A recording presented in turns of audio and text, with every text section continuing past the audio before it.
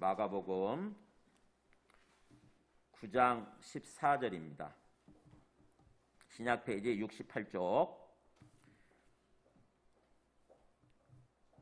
마가복음 9장 14절부터 29절까지 길지만 그래도 주님이 직접 우리에게 주시는 말씀으로 들으면서 같이 교도하도록 하겠습니다. 14절. 이에 그들이 제자들에게 와서 보니 큰 무리가 그들을 둘러싸고 서기관들이 그들과 더불어 변론하고 있더라. 온 무리가 곧 예수를 보고 매우 놀라며 달려와 문안하거늘 예수께서 물으시되 너희가 무엇을 그들과 변론하느냐? 무리 중에 하나가 대답하되 선생님, 말 못하게 귀신 들린 내 아들을 선생님께 데려왔나이다. 귀신이 어디서든지 그를 잡으면 거꾸러져 거품을 흘리며 이를 갈며 그리고 팔이 해지는지라. 내가 선생님의 제자들에게 내쫓아달라 하였으나 그들이 능히 하지 못하더이다. 대답하여 이르시되 믿음이 없는 세대여, 내가 얼마나 너희와 함께 있으며 얼마나 너희에게 참으리요. 그를 내게로 데려오라 하시매 이에 데리고 오니 귀신이 예수를 보고 곧 그 아이로 심히 격려를 일으키게 하는지라. 그가 땅에 엎드러져 구르며 거품을 흘리더라. 예수께서 그 아버지에게 물으시되 언제부터 이렇게 되었느냐 하시니 이르되 어릴 때부터니이다. 귀신이 그를 죽이려고 불과 물에 자주 던졌나이다. 그러나 무엇을 하실 수 있거든 우리를 불쌍히 여기사 도와주옵소서. 예수께서 이르시되 할 수 있거든이 무슨 말이냐? 믿는 자에게는 능히 하지 못할 일이 없느니라 하시니 곧 그 아이의 아버지가 소리를 질러 이르되 내가 믿나이다. 나의 믿음 없는 것을 도와주소서 하더라. 예수께서 무리가 달려와 모이는 것을 보시고 그 더러운 귀신을 꾸짖어 이르시되 말 못하고 못 듣는 귀신아, 내가 너에게 명하노니 그 아이에게서 나오고 다시 들어가지 말라 하시매 귀신이 소리 지르며 아이로 심히 격려를 일으키게 하고 나가니 그 아이가 죽은 것 같이 되어서 많은 사람이 말하기를 죽었다 하나 예수께서 그 손을 잡아 일으키시니 이에 일어서니라. 집에 들어가심에 제자들이 조용히 묻자오되 우리는 어찌하여 능히 그 귀신을 쫓아내지 못하였나이까? 이르시되 기도 외에 다른 것으로는 이런 종류가 나갈 수 없느니라 하시니라. 아멘. 앉으시겠습니다. 네, 우리가 본질로 돌아가자라고 하는 큰 주제를 타이틀을 걸고 지금 말씀을 들으면서 예배를 드리고 있습니다. 첫 번째 주제가 뭐였죠? 복음이 무엇이고 구원이 무엇인가였죠. 복음이 뭐라고 그랬죠? 뭐가 기쁜 소식이라고 그랬어요? 하나님의 아들이 이 땅에 오신 거. 여러분 정확히 알고 계셔야 돼요. 이 개념이 흐려지면은 신앙생활 엉터리로 하는 거예요. 나는 그걸 잘 알고 잘 믿고 있다 생각하지만 엉터리. 주님이 보실 때는 주님의 관점에서가 중요하거든요. 주님이 우리를 보시면서 주님의 판단이 중요한 거지 내가 그럴 거다 생각하는 거 아무 소용이 없어요. 그래서 주님이 보실 때 우리가 제대로 알고 제대로 믿고 제대로 삶을 살아야 되는 거죠. 복음은 뭐가 기쁜 소식이냐? 하나님의 아들이 이 땅에 오셨다고 하는 거예요. 그게 기쁜 소식이에요. 하나님의 아들이 이 땅에 오셨다. 즉 하나님이신 분이 이 땅에 오셨다. 하나님이신 분이 나에게 오셨다 뜻이에요. 나에게. 뭐 하기 위해서요? 우리를 살리시기 위해서. 우리와 함께 사시기 위해서. 우리와 함께 사시기 위해서. 그래서 구원은 뭐라고요? 구원은 하나님의 의를 얻는 거. 하나님의 의를 얻고 그래서 하나님 영적인 건강을 회복하는 거예요. 그래서 하나님과 관계가 정상화되는 거죠. 소위 그걸 하나님과 화목했다 이렇게 얘기해요. 하나님과 화목하고 원수였었는데 하나님과 화목하고 그러면 화목 있으면 어떻게 해야 돼요? 이제 서로 알콩달콩 살아야죠. 그게 구원이에요. 하나님과 알콩달콩 사랑을 나누면서 하나님이 주시는 은혜를 누리면서 하나님과 함께 인생길을 걸어가는 거, 하나님과 함께 매일매일 사는 거, 그게 구원이라고요. 근데 우리는 어떻게 알고 있습니까? 죽으면 영원히 천국 가는 거, 이것만을 자꾸 생각하잖아요. 이 땅에서 하나님과 함께 더불어 살려고 하는 것이 아니라 죽으면 천국 가는 것만을 자꾸 구원이라고 생각하는 거죠. 우리가 하나님과 함께 더불어 살다 보면 그게 구원인데, 그게 구원받은 삶인데, 그러다 보면은 죽었을 때에 우리 영혼이 천국 가는 것도 당연히 결과적으로 가겠죠. 결과적으로. 근데 이 땅에서 그런 구원의 삶을 살지 못하면 죽으면 천국 갈까요? 못 갈까요? 못 간다고요.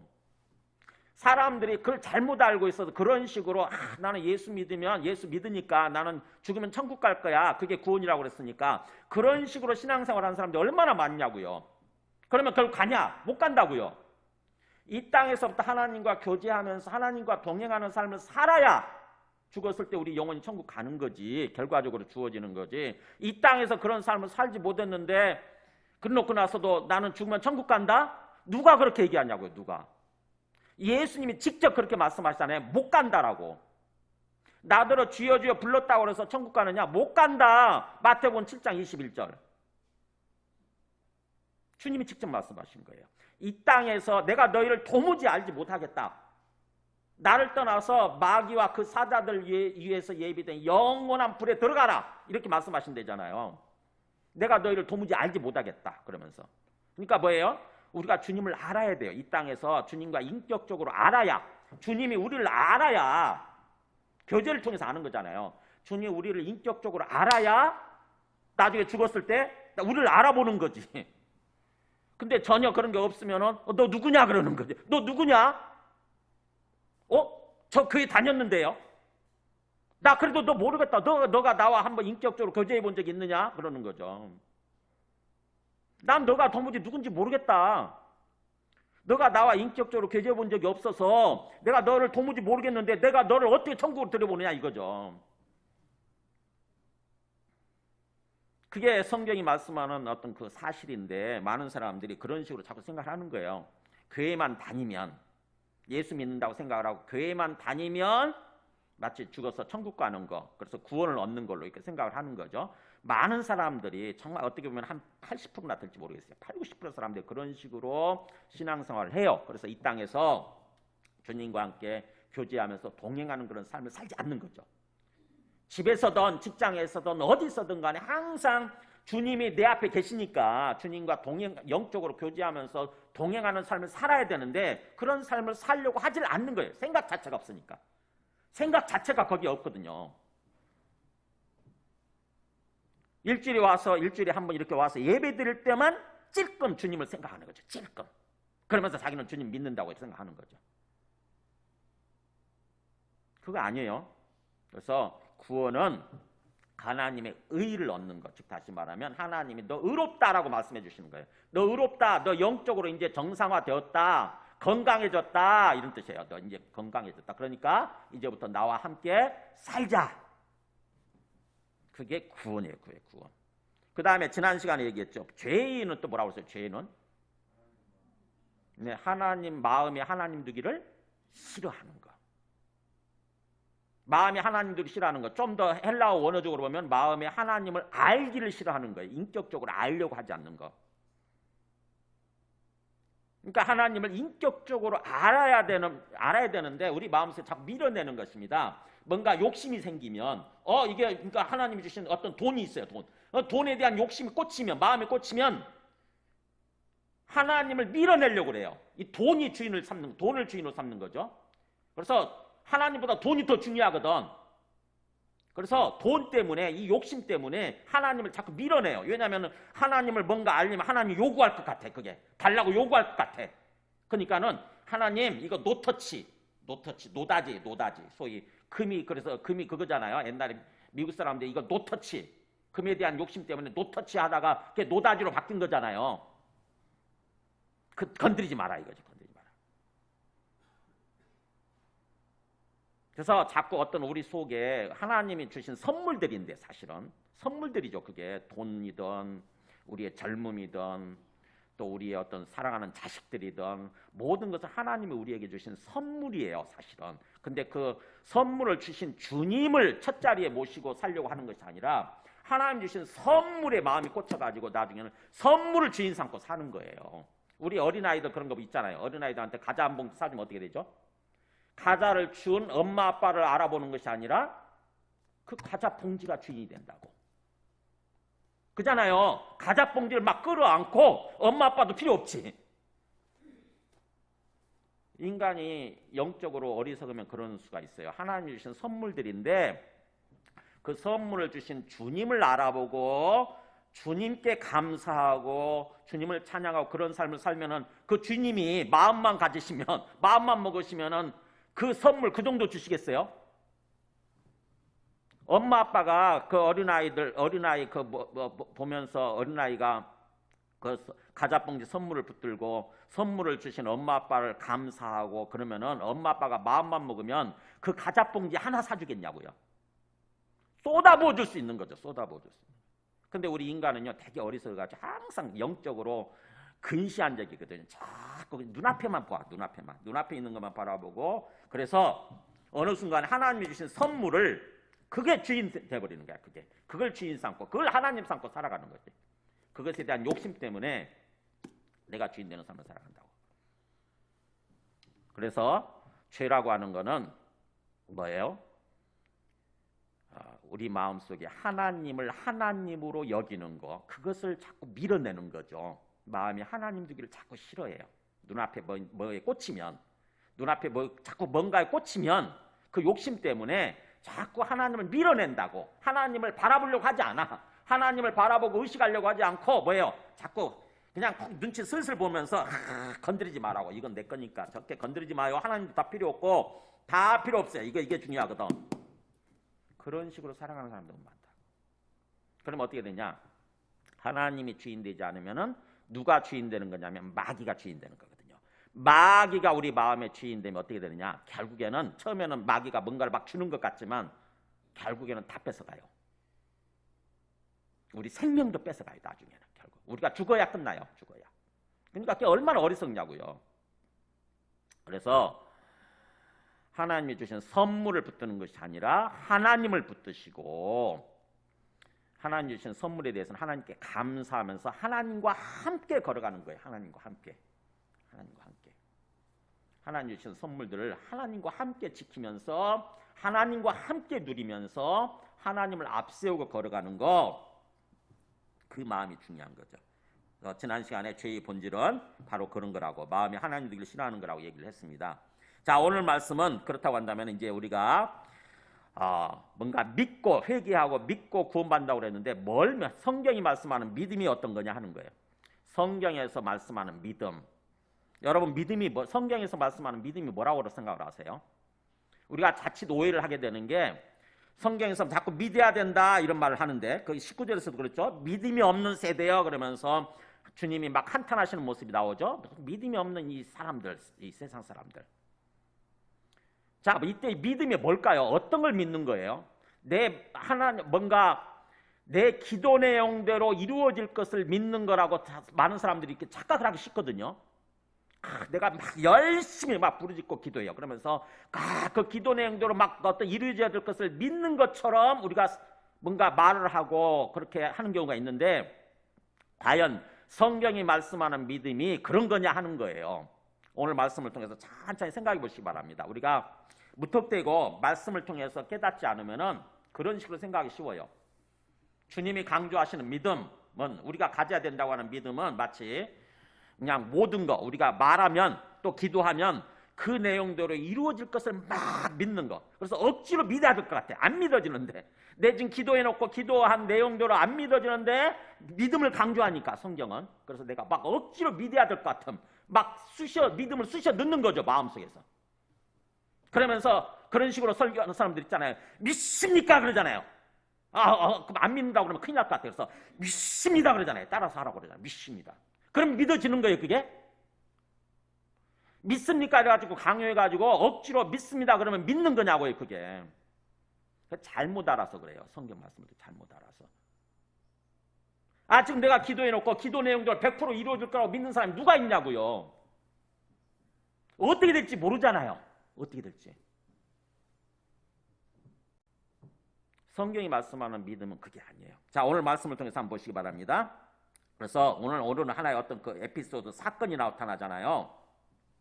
예수님이 앞에서 보면은 그 9장 2절부터 13절까지 예수님이 변화산에 올라가요. 변화산에 소위 그 어떤 산에 누구를 데리고 올라가냐면은 9장 2절에 보면은 예수께서 베드로, 야고보, 요한 12제자 중에서 이 세 명의 어떻게 보면은 대표격으로 이 세 명의 제자들 데리고 변화산에 올라갔더니 변화산에서 예수님의 모습이 변형이 돼요.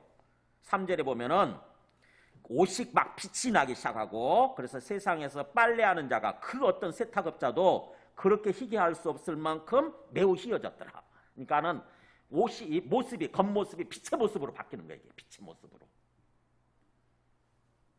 그리고 수천 년 전에 사라졌던, 죽어 사라지고 또 하늘로 올라가 버렸던 엘리야가, 또 엘리야와 모세가 함께 있는 거예요. 모세와 엘리야가 나타나가지고 예수님과 대화를 하는 것입니다. 그것만 해도 얼마나 놀랍겠어요, 그죠? 아마 이게 꿈인지 생신지 그러면서 제자들은 막 이 볼을 꼬집어 봤을 거예요. 나중에 또 7절에 보면은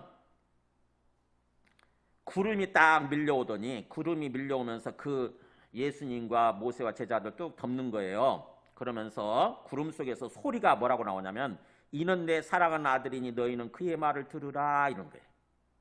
하늘에서 소리가 들리는데 이는 누구겠어요? 예수님이겠죠. 예수는 내 사랑하는 아들이니, 하나님의 아들이라는 거죠. 내 사랑하는 아들이니 너희는 그의 말을 들으라, 그의 말에 순종해라, 이런 뜻이에요. 그의 말을 순종해라, 이런 소리가 들리는 거예요. 자, 그걸 경험하고 이들이 변화산에서 내려옵니다. 이제 드디어 예수님이 제자들과 함께, 세 명의 제자들과 함께 엄청난, 세 명의 제자들 입장에서 보면 정말 충격적인 것을 경험한 거죠. 그걸 경험하고 내려오는데 14절에 보세요. 이제 오늘 벌써 본문. 이에 그들이 제자들에게 와서 보니, 나머지 제자들 있잖아요. 12명 중에 3명만 데리고 왔으니까 9명의 제자들이 남아있잖아요. 그 제자들에게 와서 보니까 큰 무리, 많은 사람들이 그 제자들을 둘러싸고, 그리고 또 서기관들, 그 중에서 서기관들, 이게 서기관들이 누구냐면은 소위 성경을 잘 안다라고 하는 사람들이죠. 서기관이 원래 성경을 기록하는 사람들이에요. 구약 성경을 기록하는 사람, 이게 서기관들인데, 우리도 뭔가를 쓰는 사람 서기라고 그러잖아요. 서기. 그죠? 그렇듯이 이 서기관들이 성경을 기록하다 보니까 성경을 잘 아는 사람들이에요. 맨날 반복해서 막 성경을 쓰다 보니까는 성경 박사들이지. 오늘날로 얘기하면 신학자들이에요. 신학자들. 구약의 신학자들. 그 사람들이 누구하고, 그들과 더불어 변론이 논쟁이에요. 논쟁. 소위 신학적인 토론을 하고 있는 거예요. 신학적 논쟁을 하고 있는 거예요. 제자들과 더불어서 누가 옳으냐 이거지. 지금 어쩌면은 이 제자들은, 예수님의 제자들은 예수님이 옳다, 예수님이 이 땅에 온 그리스도다, 이렇게 하나님의 아들 그리스도다 이렇게 얘기를 했을 거고, 서기관들은 그걸 모르니까, 안 믿으니까 계속해서 뭔가 이렇게 토론을, 논쟁을 벌이는 거죠. 만약에 예수님이 진짜 하나님의 아들이고 제자고 너희는 그를 믿는 사람들이라고 한다면은 이 아이를 고쳤어야 되는데, 그 나머지 제자들이 아이를 못 고친 거예요. 어떤 아이냐? 15절에 나오죠. 온 무리가 곧 예수를 보고 매우 놀라면서 달려와 이제 문안 인사를 하죠. 인사하고는 예수님 묻는 거예요. 너희가 무엇을 그들과 빌려하느냐? 너희들 지금 논쟁하는 게 뭐냐? 이렇게 묻는 거죠. 그랬더니 17절에 나오잖아요. 무리 중에 한 명이 뭐라고 그러냐면, 선생님이라고 부르죠. 선생님, 말 못하게 귀신 들린 내 아들을 선생님께 데려왔나이다. 그러니까 선생님이 제자들에게 데려왔나이다, 그런 뜻이죠. 내 말 못하게 귀신 들린 내 아들. 그러니까 아들이 있는데, 이게 외동아들이에요. 누가복음 보면 외동아들 나온다고. 외아들인데 귀신 들려가지고 말을 못해. 말을 못할 뿐만 아니라 또 나중에 25절에서 보면은 못 듣는 귀신이거든요. 말 못하게 하고 듣지 못하게 만드는 귀신. 그러니까는 말을 못하고 듣지도 못하는 소위 농아죠, 농아. 그런 아이예요. 귀신 들려서 그런 거예요. 말도 못하죠, 듣지도 못하죠. 뿐만 아니라 18절에 귀신이 어디서든지 그를 사로잡으면 막 거꾸러지면서 거품도 흘리고 이를 갈고 막 몸이 파리해질 가는 거예요. 몸이 부들부들 떨면서. 그거 알죠? 이게 뭔지. 뭐 간질병 걸리고 그러면 그러잖아요. 그런 모습 보이잖아요. 그래서 내가 선생님이 제자들에게 이걸 내쫓아달라고, 그래서 내 아이를 치료해달라고 이렇게 데려왔는데 그들이 능히 하지 못하더이다. 제자들이 못하는 거예요, 그거를. 그러니까 논쟁이 붙은 거야, 서기관들하고. 봐라, 너희들이 믿는 예수가 하나님의 아들이고 그리스도라고 한다면은 이런 뭔가 아이를 치료할 수 있었어야지. 근데 아이가 치료되지 않지 않느냐. 그러니까 너희들 말 틀렸다 이거예요. 그거를 듣고 예수님이 뭐라고 그러시냐면 19절에 대답해 이르시되 믿음이 없는 세대야. 이렇게 한탄하시는 거예요. 이 앞에 우리말은 생략해 버렸지만은 원래 앞에 오라는 말이 감탄사가 붙어 있어요. 예수님이 정말 한탄하시는 거예요. 한탄. 그런 뜻이야. 이 믿음이 없는 세대요. 그런 뜻이야. 지금 이 세상 사람들이 제자들뿐만 아니라 그 9명의 제자들뿐만 아니라 그리고 서기관들 또 그 아이의 아버지 이 모든 사람들이에요. 그때 당시에 모든 사람들이 너무나 믿음이 없다고 하는 거죠. 하나님을 안 믿는 거예요. 사실은 하나님을 안 믿는 거예요. 그러면서 내가 얼마나 너희와 함께 있으며 얼마나 너희에게 참으리요. 도대체 내가 얼마나 너희와 함께 있어줘야 되고 얼마나 기다려줘야 되느냐. 그렇다고 한다면은 예수님 오신 이유는 뭐예요? 이 땅에 오신 이유는 믿음 주시기 위해서, 믿도록 하시기 위해서 오신 거예요. 누구를? 뭘 믿는 거예요? 하나님을 믿게 만드는 거예요. 하나님을 믿도록 하기 위해서 하나님의 아들이 이 땅에 오신 거예요. 그래서 우리가 예수님을 통해서 하나님을 믿게 되면 그게 구원이에요. 구원받게 되는 거예요.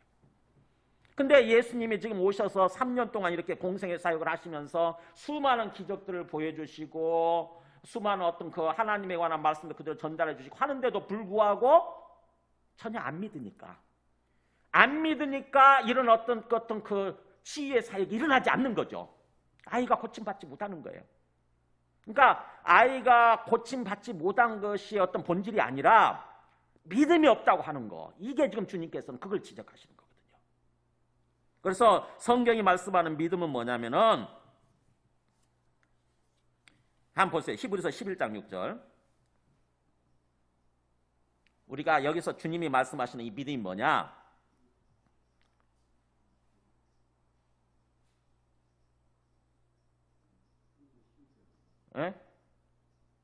또 안 됐어요. 히브리서 11장 6절. 자, 한번 보세요.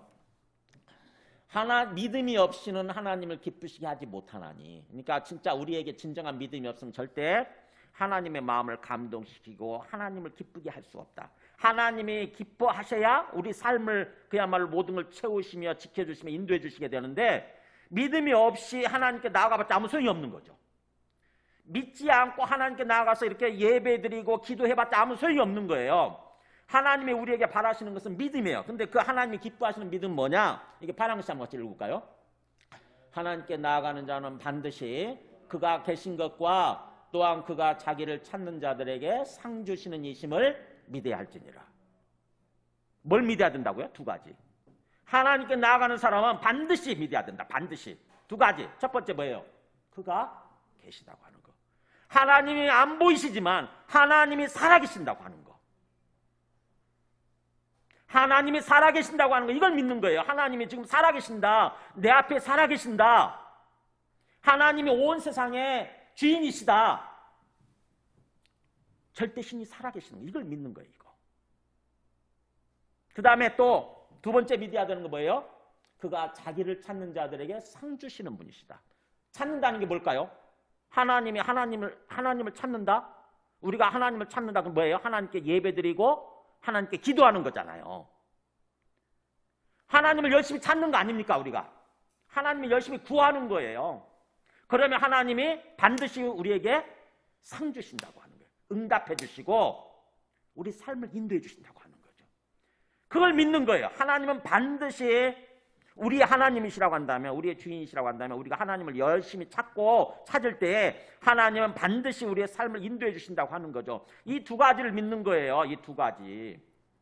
근데 이런 믿음이 없이 와서 예배드리고 기도하고 그런 사람들 있잖아요. 그냥 습관적으로 예배드리고 습관적으로 기도하는 거죠. 습관적으로. 앞에 계시는 하나님을 생각하지 않고 하나님을 의식하지 않고 그냥 가만히 앉아있다가 시간 지나면 가는 거예요. 그건 아무 소용이 없다고 하는 것입니다. 시간 낭비하는 거죠. 진짜 시간 낭비예요. 그거는. 그래서 우리가 예배를 드리기 전에 우리 마음을 준비하는 시간이 정말 필요해요. 좀 일찍 오셔서 정말 하나님을 오늘 하나님 만나지 않으면, 하나님이 저를 만나 주시지 않으면 아무 소용 없습니다. 큰일 납니다. 그러니까는 그런 간절한 마음을 가지고 하나님 어떻게든지 하나님 만나기 위해서 간절히 기도하는 거예요. 하나님 찾는 거예요. 그래서 우리가 그가 계신 거, 하나님이 계신 거, 하나님이 자기를 찾는 자들에게 하나님 열심히 찾을 때 반드시 상 주시는 분이시다. 이게 성경이 말씀하는 믿음이에요. 하나님 살아계시는 거. 그 다음에 베드로전서 1장 21절도 보여줘 보실래요? 그 다음 말씀. 예, 보세요. 너희는 같이 읽어볼까요? 그를 죽은 자 가운데서 살리시고 영광을 주신 하나님을 그리스도로 말미암아 믿는 자니. 거기까지요. 자, 베드로 사도가 뭐라고 그러냐면은 뭘 믿느냐면은 그를 죽은 자 가운데 살리시고 영광을 주신 하나님을. 자, 그는 누굴까요? 여기서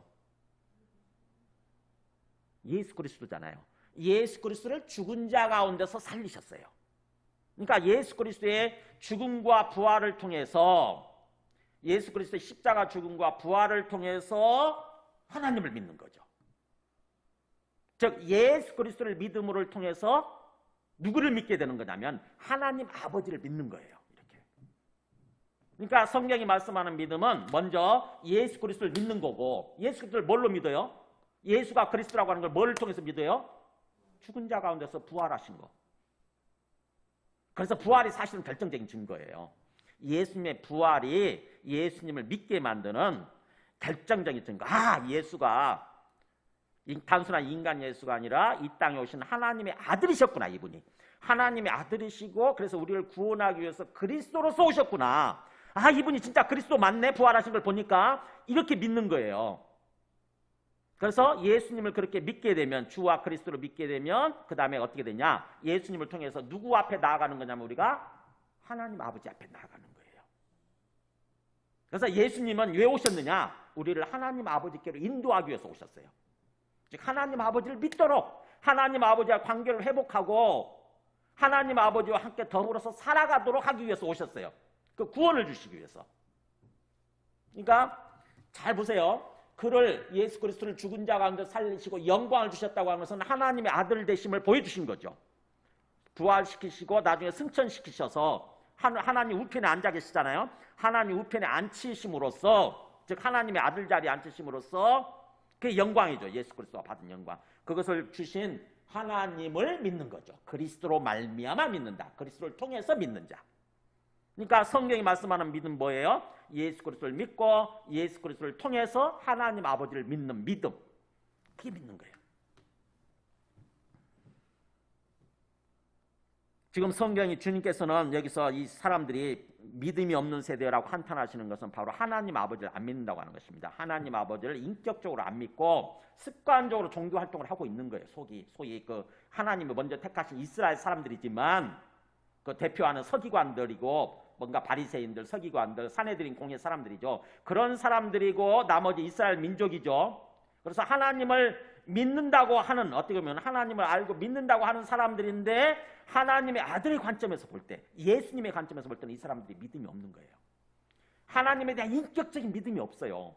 인격적인 믿음, 진짜 살아계시고 뭔가 좀 실제적이고 인격적인 믿음을 가져야 되는데 하나님을 정말 의식하는 거죠. 하나님을 의식하고 하나님을 바라보고 그래야 되는데 그런 믿음이 없어요.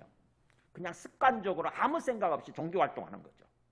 그걸 한탄하시는 거예요. 믿음이 없는 세대예요. 아, 이 믿음이 없는 세대예요. 도대체 내가 얼마나 너희와 함께 있어줘야 되고 얼마나 너희를 기다려줘야 되느냐. 그러면서 그를 내게로 데려오라. 그래 주님이 직접 나서시죠. 이제 직접 나서서 그 아이를 데려와라. 그러니까 데리고 옵니다. 20절에 데리고 와서 보니까는 귀신이 예수님을 보고 알아보고, 귀신을 알아보니까 영적인 존재는 알아보겠죠. 귀신이 예수님 앞을 알아보고 그 아이로 곧 심히 경련을 일으키게 만들고, 그래서 그가 땅에 엎드려서 막 구르면서 거품을 흘립니다. 심한 걸 보고 예수님 물으시죠. 언제부터 그러느냐. 예수께서 그 아버지에게 물으시되 언제부터 이렇게 되었느냐. 그러니까는 뭐라고 그러냐면 어릴 때부터 그렇습니다 라고 대답을 하죠. 그러면서 귀신이 그를 죽이려고 막 불과 물에도 자주 던졌나이다. 그러니까는 뭐예요? 귀신이 마음속에 자꾸 역사하는 거죠. 야, 불 속에 뛰어들어. 야, 물 속에 뛰어들어. 막 그런 거죠.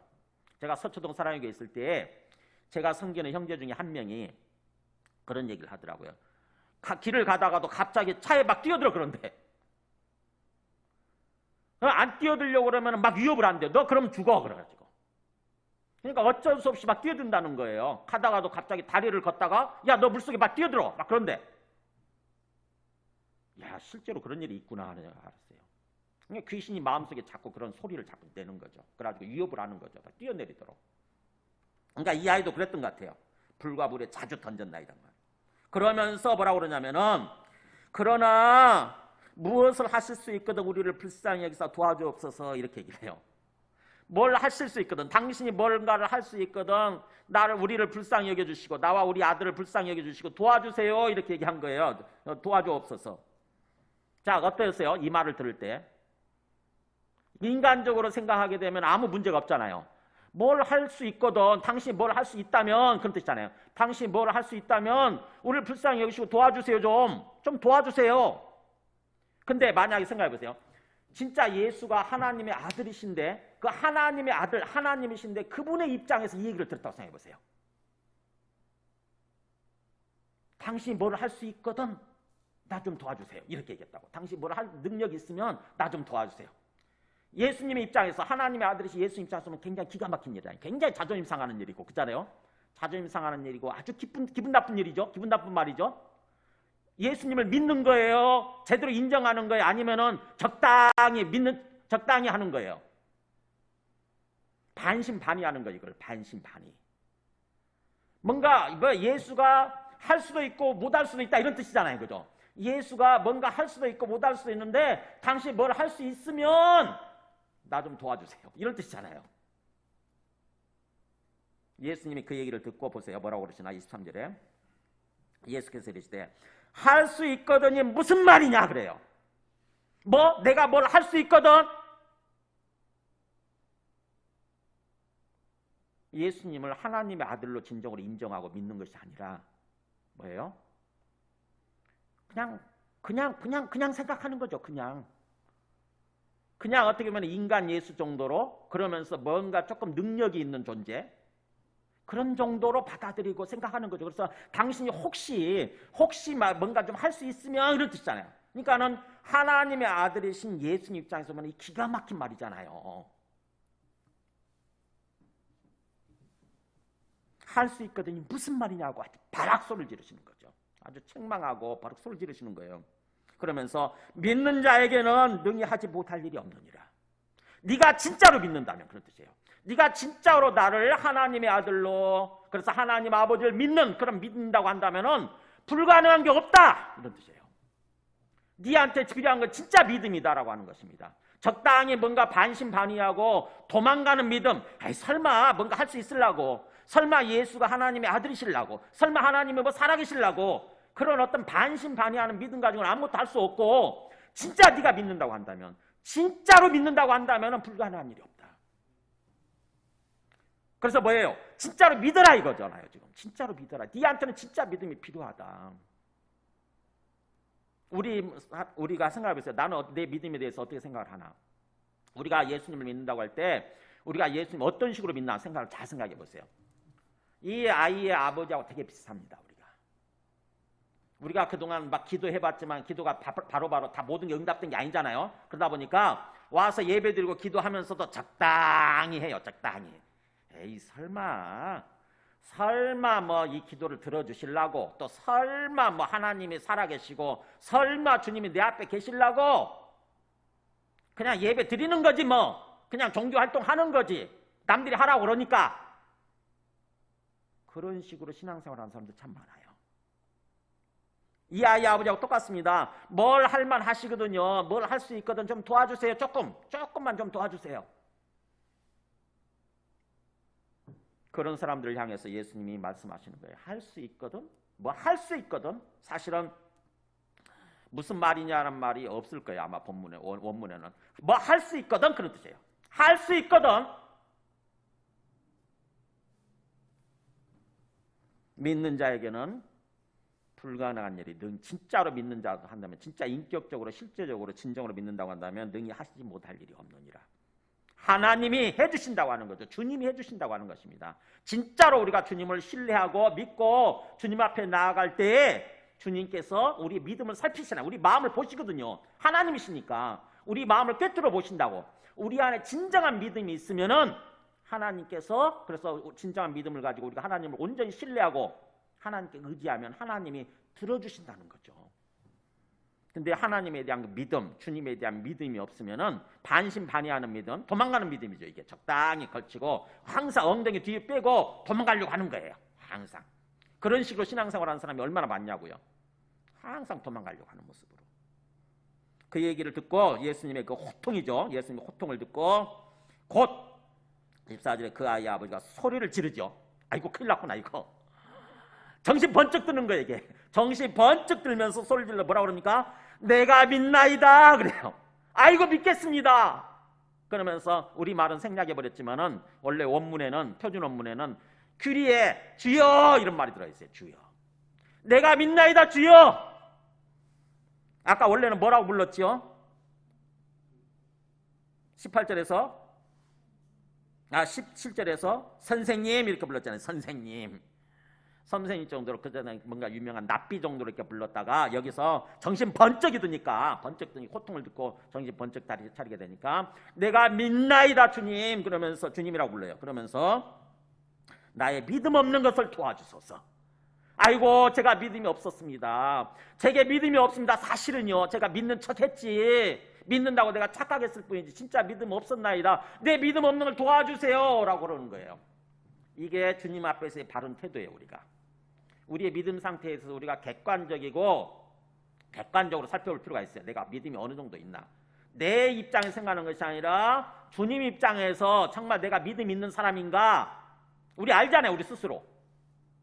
이 아이의 아버지처럼 항상 반신반의하고 엉덩이 뒤로 빼고 도망가려고 하는 그런 어떤 그 적당한 믿음인가, 아니면 진짜로 온전히 살아계신 주님을 믿고 주님을 바라보는 믿음인가, 주님과 대화가 되는, 소통이 되는 그런 믿음인가 하는 거예요. 그런 믿음이 아니면 어떻게 해야 됩니까? 내가 믿으려고 결심을 하면서 주님께 도움을 요청하는 거예요. 주님 사실은 제가 믿음이 없습니다. 신앙생활 수십 년 했지만 정말 진정한 믿음이 없습니다. 그냥 적당히 신앙생활 했을 뿐입니다. 주님 도와주세요. 진짜로 믿을 수 있도록 도와주세요 라고 주님 앞에 이렇게 뭔가 정직하고 그러면서 겸손한 자세, 이 자세가 필요한 거예요. 자, 주님이 그래서 그 아이의 아버지를 그렇게 어떻게 보면은 좀 다루시는 거죠. 그 아이의 아버지를 그렇게 어떻게 보면 믿음을 제대로 이렇게 깨우쳐 주시고 이제 본격적으로 일을 하십니다.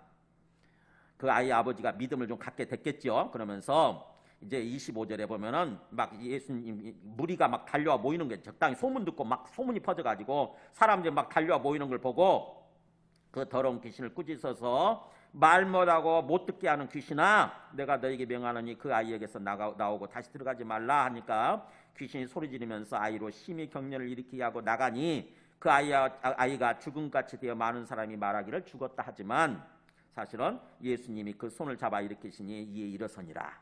자, 아이가 치료됐죠. 아이를 치료해 주시고 나서 이제 제자들 또 다루셔야지. 제자들, 그 9명의 제자들, 예수님을 믿는다고 하면서 따르는 그 제자들이 속에서 마음이 찔렸을 거 아닙니까? 그렇잖아요. 마음이 찔려서 이제 집에 들어가시니까 28절에 집에 들어간 제자들이 조용히 주님께 다가와서 묻는 거예요. 예수님께 다가와서 우리는 어찌하여 능히 그 귀신을 쫓아내지 못하였나이까? 우리는 왜 안 됐을까요? 왜 우리는 귀신을 쫓아내지 못했을까요? 좀 가르쳐 주세요. 그래서 어떻게 보면 제자들을 제대로 된 믿음으로 이제 인도해 주셔야 되는 거죠. 예수님이 뭐라고 그러시냐면 29절에 기도 외에 다른 것으로는 이런 종류가 나갈 수 없느니라 이렇게 말씀하세요. 조금 생뚱맞죠? 분명히 앞에서 계속 믿음이라고 하는 주제를 가지고 다루셨는데, 믿음의 문제라고 이렇게 다루셨는데 갑자기 여기서 뭐가 튀어나옵니까? 기도가 튀어나와요. 기도 외에는 이런 종류 귀신이 나 못 나간다, 안 나간다 이렇게 나와요. 뭘까요 그러면은? 네, 이 본문을 우리가 좀 더 자세히 볼 필요가 있어요. 같은 병행 본문이라고 그래요. 똑같은 사건을 다룬 거를 다른 복음서에서도 기록하고 있을 거 아닙니까? 자, 마태복음 17장 20절에서는 이 본문을 어떻게 나왔는지 보세요. 마태는 이걸 어떻게 기록하고 있는지. 마태복음 17장 20절에 같은 병영본문 자 보세요. 뭐라고 기록하고 있나? 이르시되 너희 믿음이 작은 까닭이니라. 진실로 너희에게 이르노니 만일 너희에게 믿음이 겨자씨 한 알만큼만 있었어도 이 산을 명하여 여기서 저기로 옮겨지라 하면 옮겨질 것이요 또 너희가 못할 것이 없으리라 이렇게 얘기해요. 그러니까 마가복음에서는 이 마가복음은 누구의 얘기냐면 누가 복음을 전한 거냐면은 베드로예요. 베드로 사도 마가가 베드로 제자거든요. 그래서 베드로가 그동안 이렇게 여기저기 다니면서 복음 전한 것, 예수님의 이 이야기를 전한 것 이거를 마가가 기록했는데 이게 마가복음인데 이 마태는 12사도 중에 한 명이죠. 12제자 중에 한 명. 마태는 예수님의 말씀을 이렇게 기록해요. 너희가 믿음이 작은 까닭이다. 계속 일관성 있게. 앞에서 믿음 문제를 얘기했잖아요. 그러니까 너희가 왜 귀신을 못 쫓아냈냐면은 사실은 믿음 때문이다. 믿음이 없어. 믿음이 거의 없어. 거의. 작다라고 표현되어 있는데 이게. 믿음이 아주 너무 작아. 그러면서 진실로 너희에게로는 예수님이 강조하시죠. 진실로 너희에게로는 만일 너희에게 믿음이 어느 정도만 있었어도 겨자씨 한 알만큼만 있었어. 겨자씨 한 알이 얼마나 큰지 아세요? 제가 나중에 보여드릴게요. 내 방에 있어요. 쌀보다 훨씬 적어요. 어느 정도냐면은 조그마한 무슨 어떤 들깨 그 정도밖에 안 돼. 그 정도. 그러니까 너희들 믿음이 겨자씨 한 알 정도만큼만 있었어도 이 산을 옮길 수도 있고 그래서 불가능한 것이 없을 거다 이렇게 얘기를 하시는 거예요. 근데 그러니까 마태복음은 분명히 믿음이라고 얘기를 하는데 믿음의 문제로 얘기를 하는데 이 마가복음에서는 왜 기도라고 얘기를 할까요? 바로 뭐예요? 믿음인데 어떤 믿음이냐? 기도하는 믿음이에요. 기도하는 믿음. 그러니까 뭐예요? 진짜로 우리가 믿음이 있으면 어떻게 나아가는 거냐면 주님 앞에 기도하는 쪽으로 나아가게 돼요. 왜 기도 안 하느냐? 믿음이 없으니까. 어떤 믿음? 살아계신 주님을 안 믿는 거예요. 앞에 살아계시는 주님을 믿는다. 주님이 내 앞에 살아계시고 나와 함께 계신다고 하는 것을 진짜로 믿는다고 한다면 어떤 상황 속에서 우리가 어떤 태도로 나타날까요? 기도해요. 주님 앞에 당연히 기도하잖아요. 주님이 앞에 계시는데 주님한테 도움 요청하지. 근데 믿음이 없다. 살아계신 주님을 안 믿는다. 그러면 어떻게 해요? 내가 그 문제를 붙들고 이거 어떡하지? 혼자 쩔쩔 매는 거야. 자꾸 어떠면. 근심만 하고 걱정만 하고. 그래서 우리가 믿음이 있느냐 없느냐는 그 사람이 기도하느냐 하지 않느냐를 가지고 판단할 수 있어요. 평소에 얼마나 주님과 기도하면서 주님께 기도하면서 주님과 교제하는 삶을 사느냐 그 사람은 믿음이 있는 사람이고 평소에 그냥 주일날만 와서 예배만 드릴 뿐이지 평소에 전혀 주님 생각도 안 나고 주님과 교제할 줄 모른다. 주님께 기도할 줄 모른다. 그러면 그 사람은 100% 믿음이 없는 사람이에요. 아직 종교 활동을 할 뿐이지 살아계신 주님을 안 믿는다고. 내가 아무리 믿는다고 큰 소리 칠지 모르지만 주님이 보실 때는 믿음이 없는 사람이에요. 안 믿는 사람이에요. 그거를 객관적으로 이 아이의 아버지처럼 진단할 수 있어야 돼. 내 믿음 상태에 대해서. 진짜 나는 살아계신 주님을 항상 믿고 그 주님을 바라보고 있는가 하는 거예요. 살아계신 주님을 믿고 진짜 주님을 바라보고 있는가. 인격적으로 실제적으로 믿고 주님과 교제할 줄 아느냐 하는 거예요. 그래서 주님께서 성경이 말씀하는 믿음은 그래서 우리가 진정으로 오늘 말씀의 주제대로 우리가 회복해야 될 믿음의 본질은 뭐냐? 지금 내 앞에 살아계시는 주님을 믿는 거예요. 지금 내 앞에 살아계시는 주님. 내 기도 내용을 믿는 것이 아니라 내 앞에 살아계시는 주님을 믿는 거라고. 우리 믿음의 본질은. 그게 성경에 보세요. 베드로전서 3장 12절 한번 읽어볼까요? 주님의 눈은 의인을 향하시고 그의 귀는 의인의 간구에 기울이시되. 주님의 눈과 귀가 있다는 거죠. 주님이 눈과 귀가 있어서 주님의 눈은 누구를 보고 계신다? 의인. 예수 믿고 관계가 회복된 사람. 하나님과 관계가 회복된 사람을 지금 보고 계신다. 위에서. 또 주님의 귀는 의인의 간구에 기울이신 거예요. 제가 지금 저 사람이 무슨 말을 하나. 뭐가 힘들어서 뭘 내한테 도움을 요청하나 우리가 아무리 속으로 읊조려도 속으로 얘기를 해도 다 들으신다는 거죠. 히브리서 3장 12절 히브리서가 항상 믿음에 대해서 얘기하는 말씀이잖아요. 히브리서 뭐라고 됐냐면은 자 12절 읽어볼까요? 형제들아 너희는 삼가 혹 너희 중에 누가 믿지 아니하는 악한 마음 품고 살아계신 하나님에게서 떨어질까 조심하라. 자 여기 보세요. 믿지 아니하는 악한 마음은 뭐냐면은 살아계신 하나님에게서 떨어지는 거예요. 하나님이 내 앞에 살아계시고 그 하나님과 관계가 어떻게 보면 붙어있는 하나님께 붙어있는 상태, 항상 하나님과 서로 이렇게 주고받는 상태, 영어로 얘기하면 온라인 상태, 인터넷 켜져 있는 온라인 상태에 있어야 되는데 뭐예요? 꺼져버린 상태예요. 꺼져버린 상태. 오프라인으로 바뀐 상태. 우리 핸드폰 갖고 다니면서 그렇죠. 무슨 굴 속에 들어간다거나 엘리베이터 속에 들어가면 꺼져버리잖아요. 오프라인 되잖아요. 전화가 잘 연결되지 않지 않습니까? 우리 믿음이 하나님과 계속 온라인 상태, 서로 주고받으면서 서로 교제하면서 그런 상태에 있어야 되는데 꺼져버린 상태예요. 그런지도 자기는 몰라. 우리가. 내 지금 믿음이 꺼져버린 상태인데도 불구하고 그걸 모르는 거예요. 그러면서 자기는 믿고 있다라고 착각을 하는 거죠.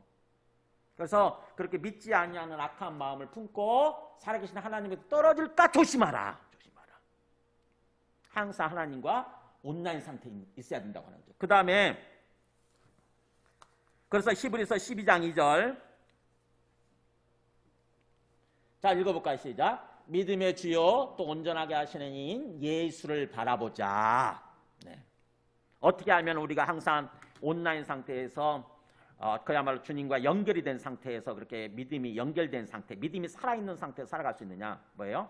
주님을 바라보는 거예요. 자꾸 고개를 들어서 주님을 바라보는 것입니다. 고개 떨고 자꾸 땅만 바라보고 걸어가지 말고, 땅에 아무것도 없어요. 땅만 바라보지 말고 자꾸 문제만 바라보지 말고 고개를 들어서 내 앞에 계시는 주님을 바라보세요. 주님이 내 앞에 계신다고, 지금 나를 보고 듣고 계신다고. 믿음의 주가 되시는 주 예수를 바라보자. 그분은 하나님 보좌 우편에 지금 앉아 계신다는 거잖아요. 즉 하나님 자리에 앉아 계셔서 온 세상을 지금 통치하고 계신대요. 우리 인생의 주인 되셔서 우리 인생을 이끌어가고 계신다고. 그걸 믿는 거예요. 마지막 사도행전 7장 55절. 자, 그거를 경험했잖아요.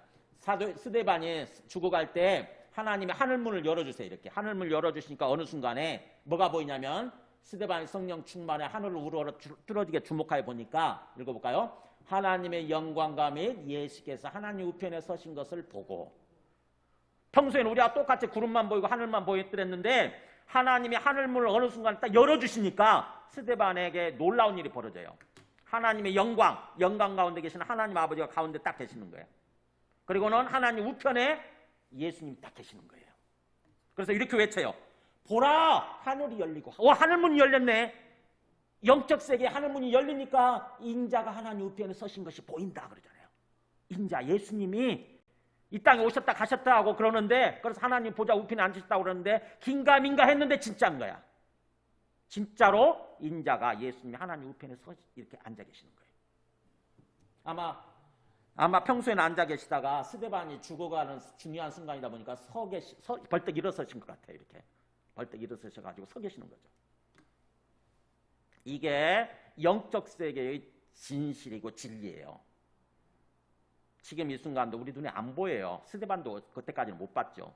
안 보이지만 지금 이 순간도 하나님 아버지께서 가운데 계시고 항상 예수님은 하나님 보좌 우편에서 우리를 보고 계시고 우리 이야기에 귀를 듣고 계세요. 중요한 것은 내가 그 믿음을 가지면 주님을 향해서 바라보는 거예요. 이걸 안 믿으면 주님을 바라보지 않죠. 이걸 믿고, 그래서 부활을 통해서 예수님이 그리스도가 되신다고 하는 것을 분명히 믿고, 그 예수님이 승천하셨잖아요. 그래서 하나님 보좌 우편에 앉아 계시는 것을 믿고 항상 주님을 바라보는 것입니다. 우리가 믿음을 가지고 우리 마음에 정말 그걸 기정사실화 시키는 거죠. 주님을 바라보고 주님을 향해서 드디어 뭐예요? 대화하는 거예요. 주님. 대화하는 거예요. 주님께 기도하는 거예요. 그게 믿음이에요. 그게 믿음. 그러니까 성경이 말씀하는 믿음, 성경에서 강조하는 믿음은 계속 믿음 문제 나오잖아요. 모든 성경에서 말씀하는 모든 믿음은 바로 내 앞에 살아계시는 하나님을 믿는 거, 내 앞에 살아계시는 주님을 믿는 거, 인격적으로 믿는 거, 그리고 믿는다고 한다면 주님을 향해서 대화하기 시작하는 거, 즉 기도하는 거. 언제? 평소에 항상. 그럴 때 주님께서 우리 기도 내용들을 또 주님께서 들어주셔야 되는 거잖아요. 주님께서 은혜를 베풀어 주셔서 주님께서 인도해 가시는 그런 삶이 되는 거. 그럴 때 우리 몸도 치유 역사가 일어날 수도 있고 우리의 경제적인 문제가 해결될 수도 있고 우리의 삶이 정말 주님이 주님 되시는 모습으로 온전히 충만하게 은혜를 누리면서 살아가게 되는 거죠. 우리 자녀도 주님께서 또 인도해 주시고 그래서 주님을 자꾸 밀어내는 것이 아니라 내 앞에 계시는 주님을 자꾸 밀어내고 그거를 자꾸 돌리는 거죠. 주님으로부터 내 고개를 돌려서 자꾸 주님 없는 것처럼 이렇게 살아가는 것이 아니라 항상 그런다고 해서 주님이 밀어지는 게 아니잖아요. 내가 주님을 부인한다고 해서 손바닥으로 해를 가린다고 해서 해를 가려지는 게 아니에요. 그러니까는 내 교만한 마음을 내려놓고 주님을 향해서 그냥 곧바로 바라보세요. 그냥 주님 바라보고 그래서 주님과 함께 행동하는 것입니다. 주님과 함께 사업을 해도 주님과 함께 사업을 하고 또 자녀를 기를 때도 주님과 함께 하는 거예요. 자녀 때문에 주님을 밀어내버리는 것이 아니라 주님과 함께 주님이 앞에 계시니까 주님께서 그래서 우리 삶을 온전히 주님 되셔서 참으로 뭔가 평안하고 기쁘고 복된 삶으로 풍성한 삶으로 인도해 주시는 삶을 사는 거 주님께서 우리에게 원하시는 어떤 믿음입니다. 우리 찬송하고 기도하겠습니다. 찬송 539장